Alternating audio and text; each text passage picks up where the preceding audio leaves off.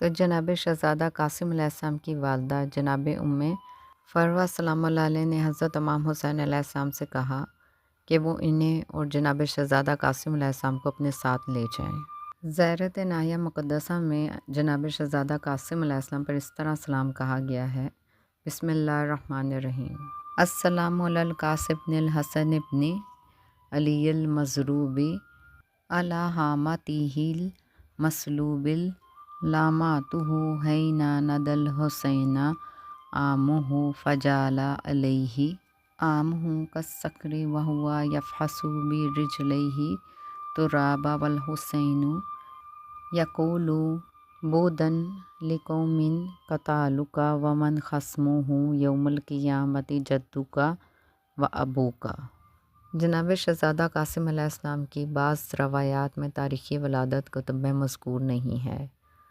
مقتل خوارزمی میں نقل ہوا ہے کہ شہزادہ قاسم علیہ السلام سن بلوغ تک نہیں پہنچے تھے، جبکہ بعض منابع میں شہادت کے وقت جناب شہزادہ قاسم علیہ السلام کی عمر 16 سال ذکر ہوئی ہے۔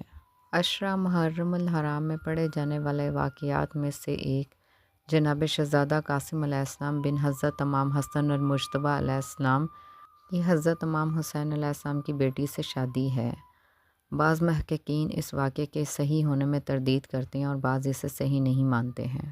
شہید مرتضیٰ مطہری کے مطابق ان امور میں سے جو قدیم الایام سے ہماری عزاداری اور مجالس کا حصہ ہیں، ان میں سے ایک جناب شہزادہ قاسم علیہ السلام کی شادی ہے، جبکہ یہ واقعہ ہماری کسی بھی معتبر تاریخی کتب میں موجود نہیں ہے۔ وہ محدث نوری سے نقل کرتے ہیں کہ سب سے پہلے اس واقعے کو اپنی کتاب میں نقل کرنے والے مولا حسن کاشفی ہیں، جنہوں نے اسے اپنی کتاب روضۃ الشہداء میں نقل کیا ہے۔ بعض تاریخی مصادر میں جناب حضرت شہزادہ قاسم علیہ السلام کی شادی اور عقد کو نہ ماننے کی بعض وجوہات کو بیان کیا گیا ہے۔ ان میں سے ایک وجہ جناب حضرت شہزادہ قاسم علیہ السلام کی عمر مبارک ہے۔ بعض معتبر روایات کے مطابق جناب حضرت شہزادہ قاسم علیہ السلام کی عمر مبارک 11 برس کی تھی اور بعض کے مطابق 13 برس کی تھی، اور اس عمر میں نہ شادی ہوتی ہے نہ کربلا کا ایسا ماحول تھا جہاں شادی ہوئی تھی۔